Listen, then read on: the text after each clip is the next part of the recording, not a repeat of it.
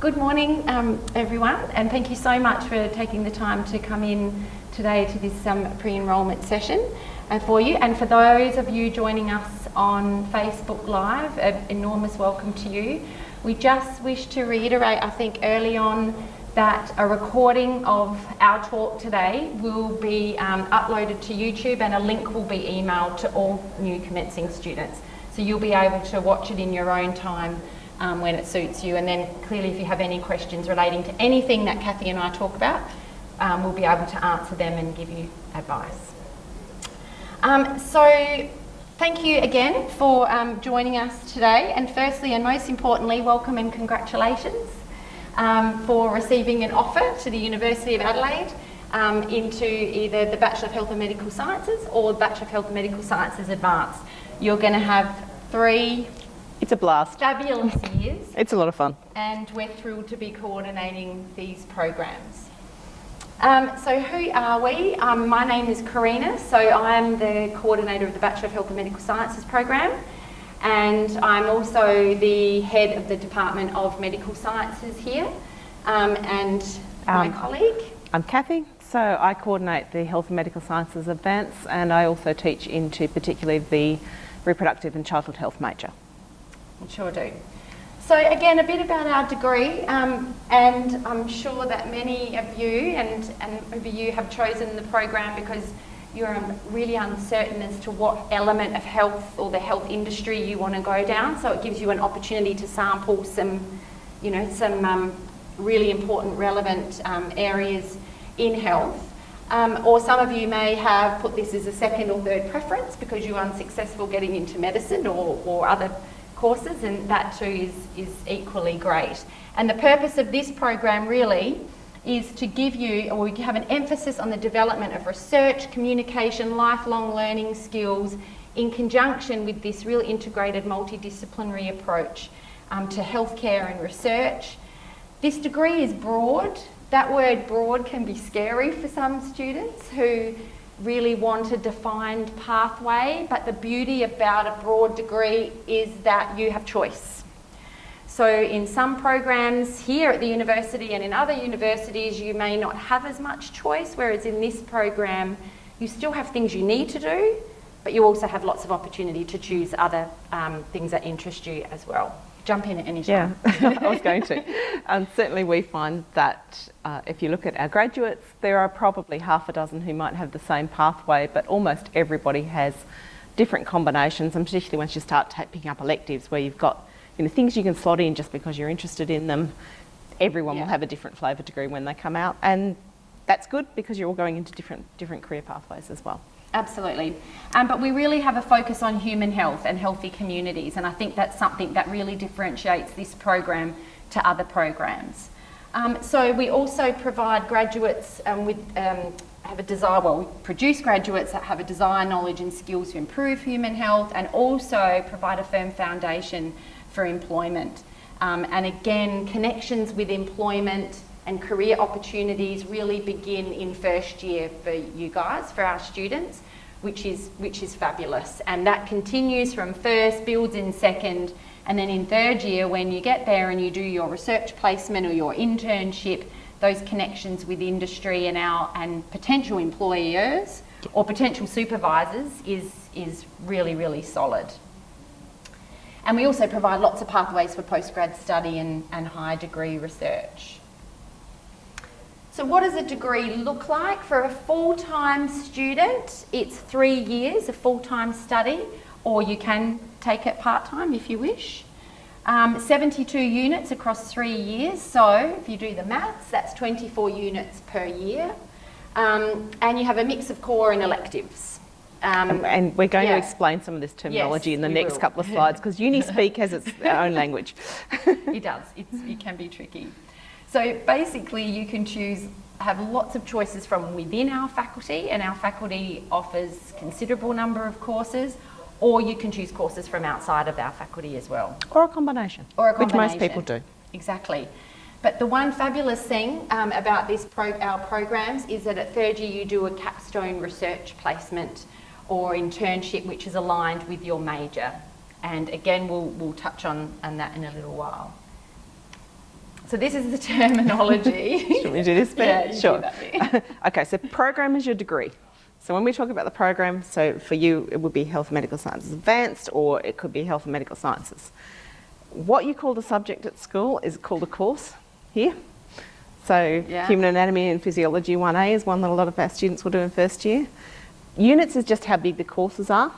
So for almost all of our courses, they are 3-unit courses, and so each semester you would do 4 of those to give you 12 semesters, 12 units, if you're in a full load for that semester. Yeah. The major is a defined set of courses. So if you are doing a major in neuroscience, there are certain courses that you need to do to complete that major, and so that's kind of your specialisation. But you don't have to worry about it yet in first year, No. which is really, really nice. Do you know what major you want to do? No. Okay, that's good. That's Which is totally fine. fine. And you can keep all of your options open in first year, which is the other really nice thing. So where it says on the study plans, a closed elective, all that means is that the courses have to come from within the Health and Medical Sciences list. And there's, in the study plan, there's lists of what all your options are there. Open electives can come from anywhere in the university that says you can do it. So there are some courses, for example, in vet science that are only for vet science students, so they're not open. But there are other courses in sciences, in arts, in politics, in maths that are open to any student who would like to do them, who has the prerequisites.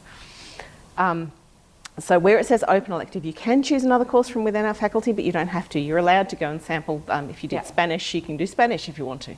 If whatever you're interested in. But you don't have to. And there's a link there which takes you direct to the study plans on our website. It's really easy to follow and easy to find. All the study plans for commencing students will be up there, which is great.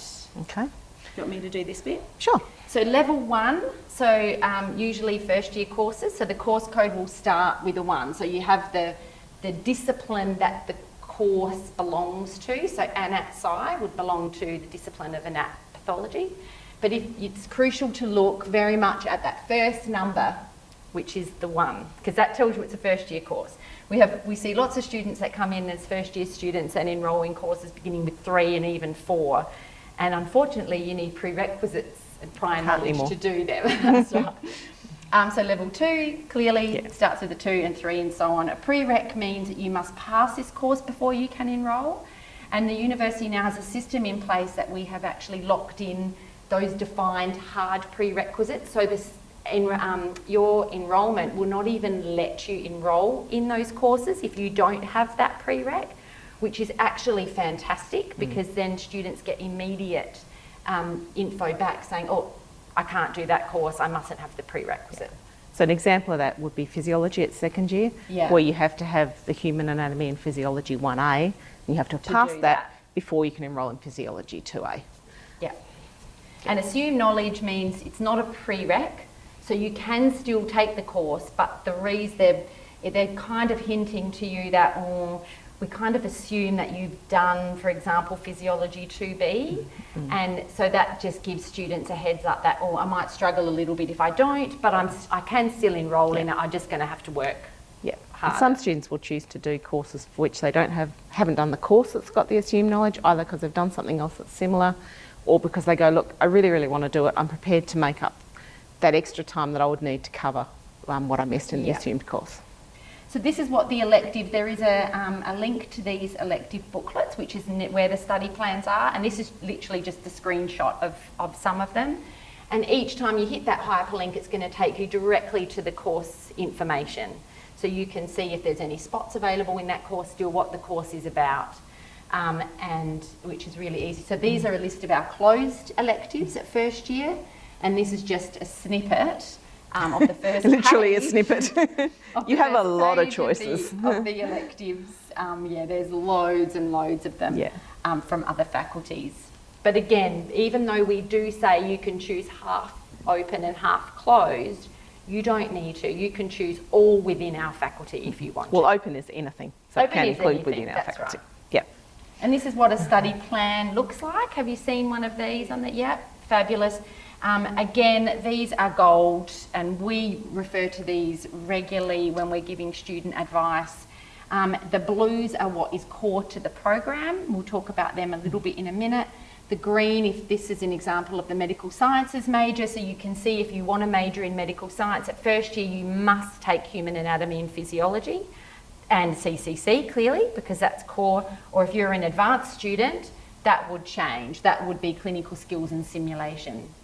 And that's anything in green means that you have to take it. The medical sciences major at third year has quite a lot of choice you can choose. And second year. And second year. So again, this hasn't come onto the screen because we don't have enough room, but you can then see, okay, as long as I choose 4 out of these 10 options, I still meet the requirements for medical sciences major.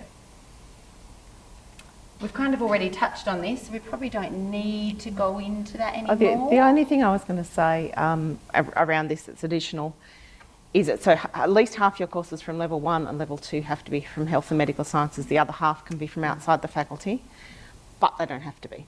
At level 3, all of your courses will come from within health and medical sciences.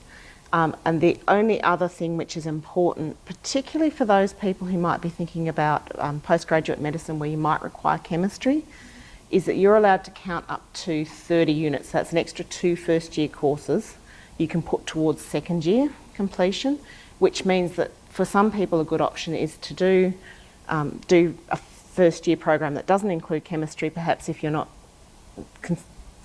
sure about how much you love chemistry or how you'll go, you could do that. Do the UMAT again, apply for a medical transfer, but then you've got the option of picking that up in second year. So you can pick up some other things that you're interested in within your second year of study. They're still level 1 courses. Yeah. And again, the program advisors can step you through all of that at any time as well if you're ever confused. So what are our majors? We have 6 majors. We'll talk more about these on O Day when we actually get you to meet the conveners of these majors and learn a little bit more about the core courses. But for now, we've got 6 majors that you can choose one of. Clinical trials, med sci, neuroscience, nutritional health, public health, or reproductive and childhood health. And you don't have to choose now. And the key thing, I think this diagram sums it up beautifully, is that you can change direction. So you don't need to come in at first year and go, I'm going to do neuroscience and I'm locked into that, because it's not true. As long as you keep your options open at first year and you do the human anatomy and physiology, and you might do health and illness in populations, then that sets you up for all of the different majors to choose from. And that's really important. One of the other things we also have a lot of is that students change their mind partway through. Yeah. And that's where you go talk to the program advisors and get some advice on replanning your timetable and which courses you're going to take. Because most of the time, certainly going into second year, if you change your mind about which major you want to do partway through second year, you can usually make that happen. Yeah, exactly. So what does a study plan, or what will you study in the Bachelor of Health and Medical Sciences? So at first year you have create, communicate and connect with health sciences, and then you choose up to 7 electives. So you can see that the total number of units that you take is 8.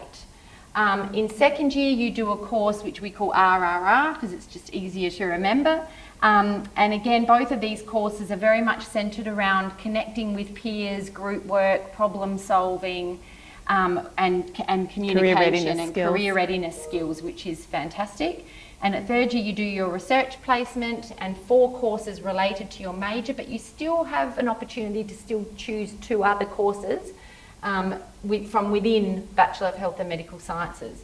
So CCC, or Create, Communicate and Connect, really does things differently, and it really ensures that students transition well from school into, or not just from school, from pre-university life into university. And it's very much about building connections, how to communicate, interview skills, career readiness skills.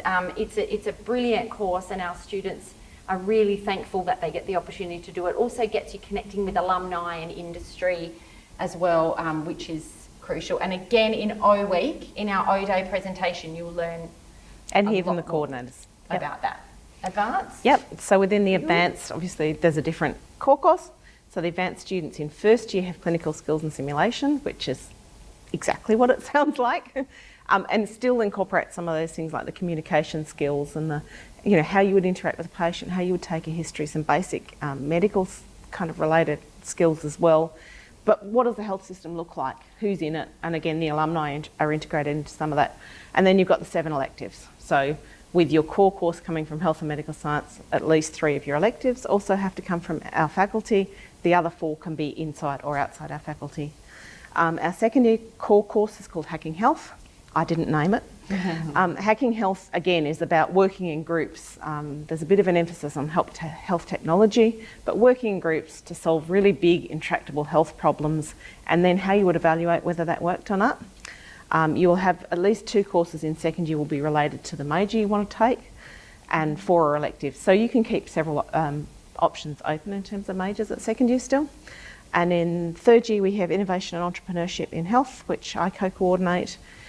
You will again do your major research project, which is 1 course in each semester, and 4 courses related to your major, and there's still an elective spot. So everyone will end up with a slightly different flavour of program. So clinical skills and simulation, you will get to go up to AHMS, you will spend some time in the simulation suite, you will have some lectures and some activities down here. Again, some emphasis on group skills and those things that employers are looking for. Doing some research around health problems. Yep, great fun.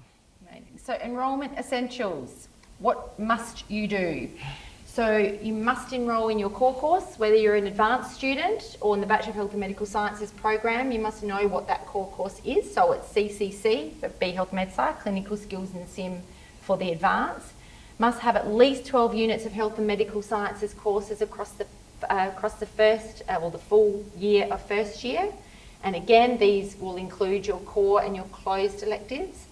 Broadening electives really means that anything that you choose outside of your discipline or your major area of study can be classified as broadening. So for example, if you do a neuroscience major, if that's something that you're interested in, and you do intro to forensic science at first year and or public health, they can be considered your broadening because they're not part of your major.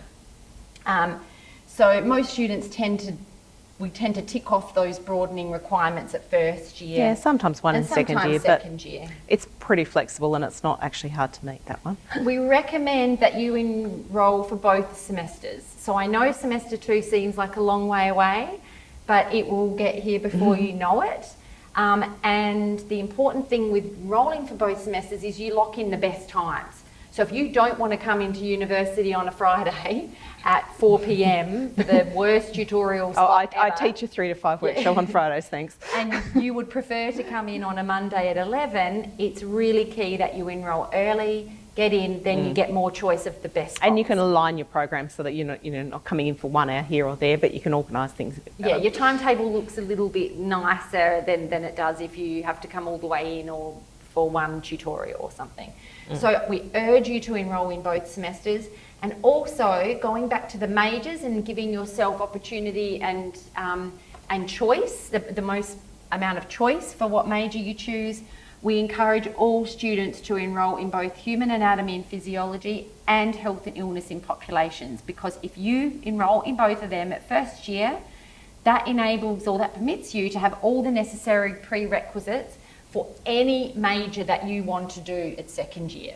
Yep. We have had students in the past that thought, oh, I'm going to do neuroscience or medical sciences, for example. They don't do health and illness in population. They get into second year and go, oh gosh, I actually really want to do reproductive and childhood health, but in order to do that, I need to do public health.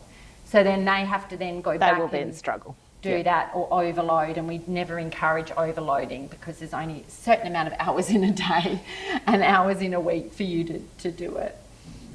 So again, we'll talk more about this in O Day, and we encourage everyone to come to O Day. We'll give more information in a minute about that. But human anatomy and physiology, as you can see, is needed for all of these majors and health and illness in population. So do both, just to keep all your options open. And also because you haven't necessarily seen some of those things, as you come through high school or come through TAFE, you haven't been exposed to public health and that whole. And one of the nice things about this program is we go really right from the molecule level, genes and molecules, right through to thinking about in health and illness and populations is thinking about health at the population level. So it gives you a really nice breadth across the health system. It does. Prereqs, do you want to do this one? Yep, sure. So there aren't very many courses at university that have SACE prerequisites within our program. There are a couple of electives that you can take that do. So if you would like to do Chemistry 1A or Molecules, Genes and Cells, you need to have at least a C+ SACE Stage 2 chemistry grade. If you don't have, either you didn't do Stage 2 chemistry or you didn't achieve a C+ or higher, then there are alternative courses. But as I said, there's not a lot of courses that have SACE prerequisites. Just check on the course planner, because course planner will always tell you what your prerequisites are, if there are any. If you haven't got prerequisites for this, and when you go to second and third year courses, you won't be able to enrol in the ones that have university prerequisites, and if you don't have the SACE prerequisite, then your enrolment will be dropped when they're checked. So don't enrol unless you've got them, basically. If you're not sure, you can always check with the course coordinator too, because you might have an IB equivalent or something like that. Exactly. So this is where you find your study plans and electives. Our website is continuously refreshed with more information that's relevant to all students within all of our programs that we offer in the faculty. So you can easily link to all your study plans and get the most updated information, the open and closed electives list. And again, if you have any questions, program advisors are there to help. And we can and do customise everybody's study plan if they want some help. Exactly. And how to enrol. Hopefully everyone has gone on and enrolled and thinks they've enrolled correctly. And again, the program advisors can help you do that. But this is the link to how to enrol. It gives a really nice step-by-step account of what steps you need to take to enrol. It looks something like this, where you want to plan your timetable. And again, this reiterates the point of enrol in both semesters, because then you can make it work. And we do see clashes from time to time as well, and we're then going to have to override clashes. So you want to avoid that as much as you can. If you are an advanced student, or doing the health and illness and public population health, shoots. Population shoots, they are held at the AHMS building.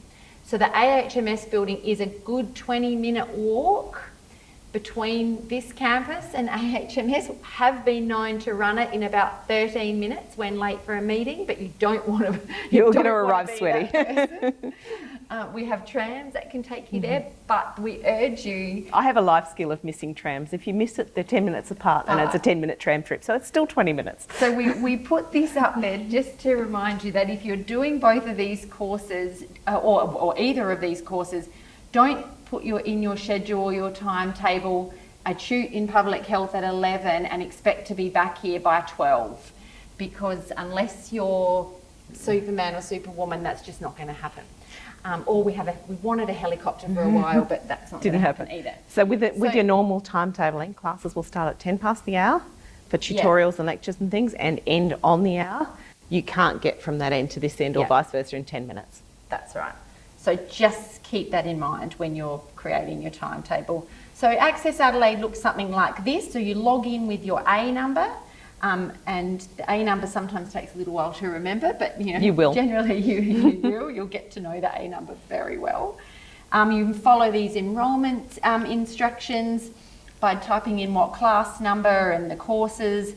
And this again will alert you that if there are clashes, you will get an alert, and it will say that you cannot enrol, or there's a clash that's occurring between these courses.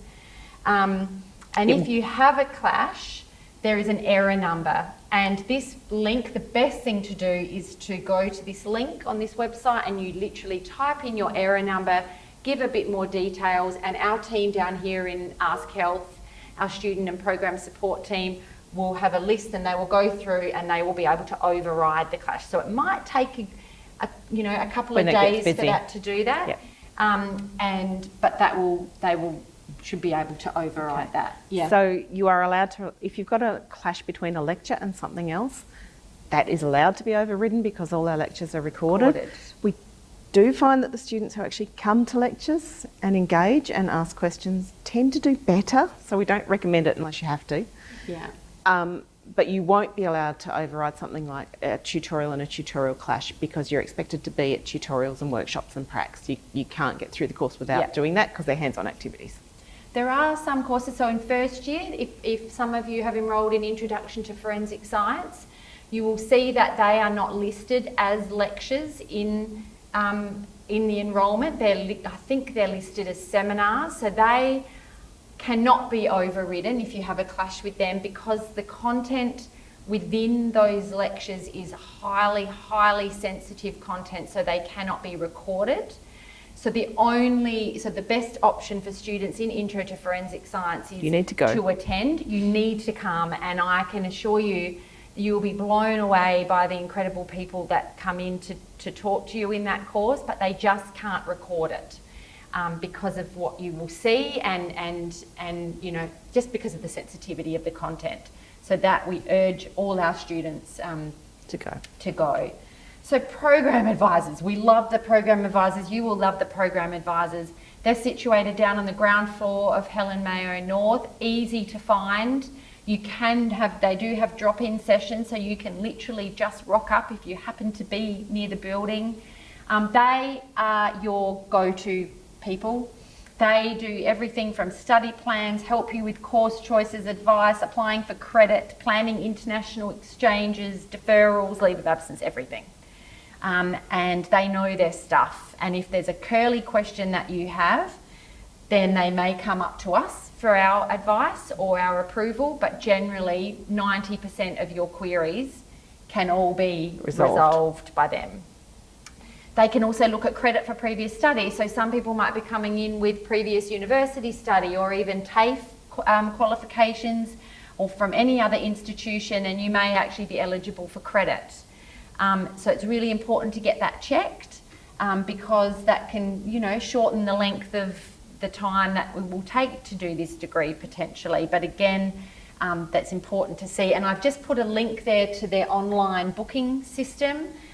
And again, it's very simple to follow, and it sends you to Candidly and you book in a time. And the great thing is you can either book in a face-to-face session or you can book in a phone call. So you don't actually even have to come in. You can get on the phone and ring them, have a 30-minute consult, and they will send you your study plan via email. So we appreciate that, you know, often for students it's difficult to get into campus, so they've got a whole variety of ways. And this is just how to book an appointment. So face-to-face, phone call, and then there's academic progress advice. Okay, so one of the really nice things a lot of our students choose to do is to get some international experience, and there's a whole lot of different options for that. There's a link again here, the Global Learning website of the university, which describes a whole lot of those options. There are study tours, courses that you do where it involves a trip overseas, and Public Health runs some fantastic ones where they send students to New Zealand or China or the Netherlands. You also have the option, and it usually works out best in the second semester of second year because of the timing of the core courses, to go overseas for a semester. So you may choose to go overseas and just get broad credit of level 2 health science courses, or you may choose to do specific courses and get those recognised as being the equivalent of what you might have done here. So you might go to, we've had some people in Canada, McMaster University, they've picked, I think there's a physiology course, recognised as equivalent here, and so it's credited against your program. So your course credit from those overseas experiences and overseas studies not only comes in and counts towards completion of your program, but it also counts as broadening. Yeah. So, yeah, a lot of fun. If you love languages, and a lot of people have come into this program having done language at Year 12, you can think about studying what's called a Diploma of Language. So it's an extra qualification that you'll come out with, and you get that awarded at the same time as you've got your Health and Medical Sciences or Health and Medical Science Advanced program.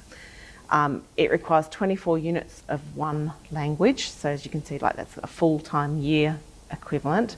But because you can count these up to 12 units as electives to Health and Medical Sciences, it is actually only an extra 12 units. So it's basically an extra semester, and come out with a Diploma of Languages. One of the nice things is you don't have to choose now. So if you happen to decide that, you know, I did French at Year 12, I loved it, I'm going to pick up French 1A and 1B when I come to university. You can count those as electives, or you can go, look, at the end of first year, I love doing that, it was so much fun, I want to keep going, and then you can make a decision about whether you wanted to do the diploma at that point. So very flexible.